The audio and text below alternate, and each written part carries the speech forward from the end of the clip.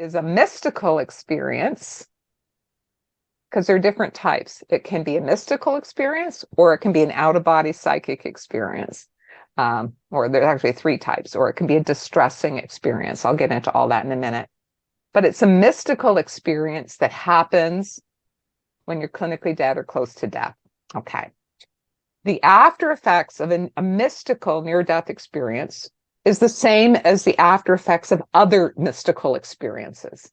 So mystical experiences are the most transformative type of spiritually transformative experience. People's lives are changed, sometimes night and day, conversion experiences after a mystical experience. So the similarity between your mystical experience and Anita Moorjani's mystical experience that she had when she was close to death is because they are both mystical experiences. Now, your mystical experience, I think, was brought on or associated with a Kundalini awakening, from best that I know you. My first mystical experience this lifetime was also associated with my Kundalini awakening. And that is when many people have their first mystical experience, is with a Kundalini awakening.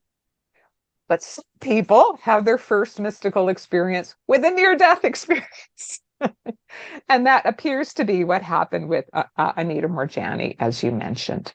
But the after effects are similar to other people who've had a near-death experience. So let me now go to the types of near-death experiences, and then I'm going to go to how Kundalini connects with near-death experiences. So in my research and how I categorize near-death experiences, people do it differently, different researchers, but I categorize near-death experiences into 3 categories. So one, as I mentioned, is people who've had the mystical experience when they're near death. And, they typically talk about, they see a tunnel or a dark expanse of space. They might see beings of light on the other side, departed loved ones, saints from their traditions, a white light realm where they're feeling the love of the higher power. They're feeling the oneness of all. They're feeling, they're learning spiritual lessons, maybe see past lives. All sorts of things may happen in that mystical experience, in a near-death experience.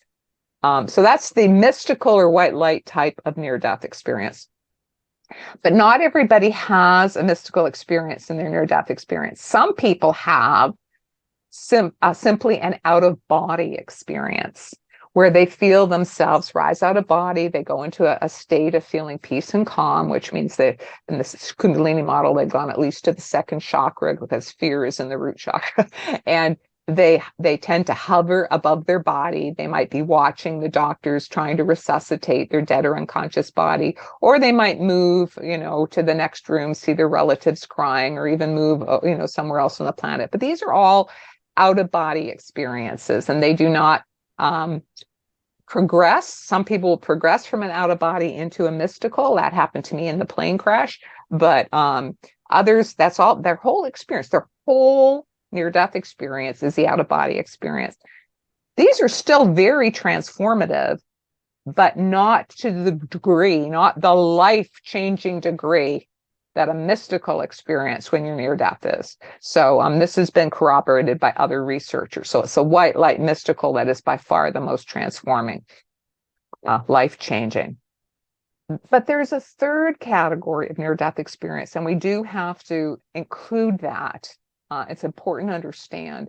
Some people have what's being called distressing near-death experiences, and where they're not, it seems, going out of body and up into the light, which in yoga would be called the high astral planes or the astral heaven. They're not going out of body and here, staying on our level, watching what's happening on planet Earth.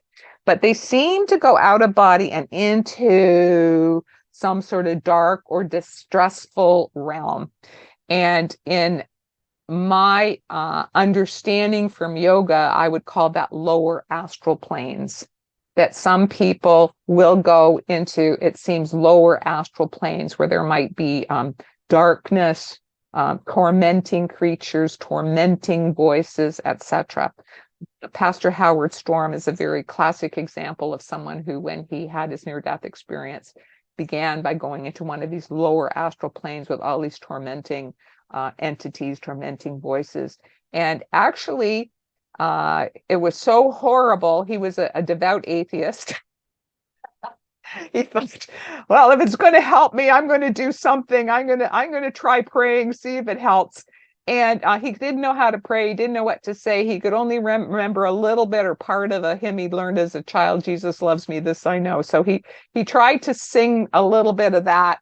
And the voice, don't bother, it's not going to help you. You know, Jesus isn't real, blah, blah, blah. I heard all these tormenting things, but he persisted. And I guess that was close enough to his prayer that spirit answered. And this beam of white light came down and brought him from the lower dark realm and brought him up into the realm of light. And then he had a profoundly positive, mystical near-death experience, which was totally transformative. And he became a pastor afterwards. Like this was like a Paul on the road to Damascus, a spiritual conversion, mystical experience from a devout atheist who became a pastor. So that's one type of distressing near-death experience. Another type of distressing near-death experience I've found is people who were going out of body, but are fighting the experience. And so they've described it to me. It's like trying to swim against the undertow in the ocean. If you know, a riptide is carrying you out, trying to swim against it. I mean, it's horrible. It's overwhelming you because the power of the ocean is so much greater than your physical power, that their distress was that they knew they were dying. They knew they were that going out of the body meant they were dying, and they do not want to die. So they're fighting against the experience. It's not that anything distressing was happening to them. They were distressed by fighting the pull out of body. So that's a second category of near-death experiences when people say, oh, I had a horrible experience. And that's what they'll describe. They were fighting the pull out of body. The third type of distressing near-death experience I've heard about is people will describe something that sounds like a hallucinogenic nightmare, you know, like distortions and I wonder when I've heard these stories if perhaps that is an influence of the drugs that they were taking at that time. Like people have told me they were under anesthesia, right? So there was painkillers in their body, there was anesthetic in their body, there was all this stuff in their body. If this is actually, you know, some sort of like nightmarish like condition created with lack of oxygen to the brain plus all of these drugs in the body, because it's not a mystical experience. It's not an out-of-body experience. It's just a sort of like, you know, a bad trip type of experience. And but the interesting thing is that in my work counseling people and talking to people who've had all the types of near-death experiences, that even those having distressful near-death experiences, usually if somebody who is loving and supportive and embracing, accepting of their experience works with them, they can come to have it as a growth experience too. You know, that regardless of what type of distressing near-death experience, they can use it for personal growth. So now for the final part of your question, which was about the relationship between Kundalini awakening and near-death experiences. Do I think there's a relationship? Yes, I do. Did Gopi Krishna think there was a relationship? Yes, he did.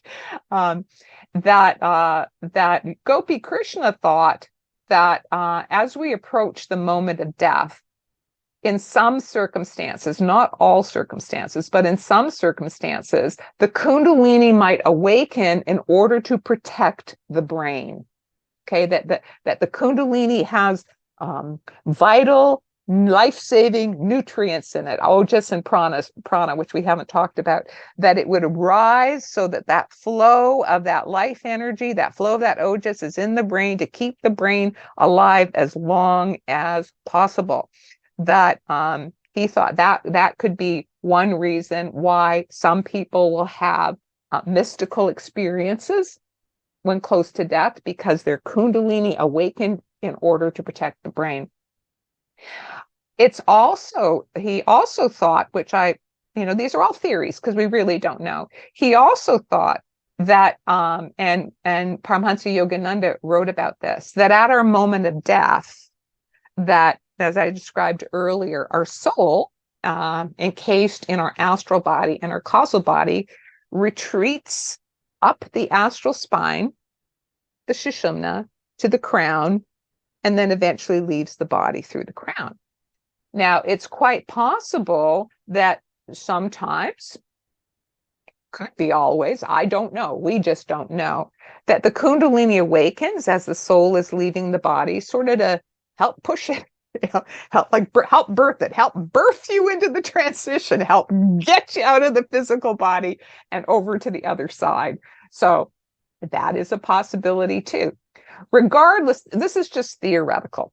Regardless of that, in my research of people with Kundalini awakening and near-death experience, there's a very, very high percentage, and also both Ken Ring and Bruce Grayson have done, research studies on near-death experiencers to say, how many of you have Kundalini after effects symptoms? And they found a very high percentage of NDEers have Kundalini after effect symptoms. And I can just finalize that with my own personal experience, is that, yes, I had my initial Kundalini awakening at age 23. At age 26 is when I had the plane crash near-death experience, which was white light, mystical experience. After that experience, my Kundalini symptoms really accelerated. So on a scale of 1 to 10 after my awakening, what was the volume of my Kundalini symptoms that I was aware of on an ongoing basis? Let's call it a 2. After my near-death experience, what was the intensity of my ongoing Kundalini symptoms on day-to-day? I'd call it at least a 6, sometimes a 7.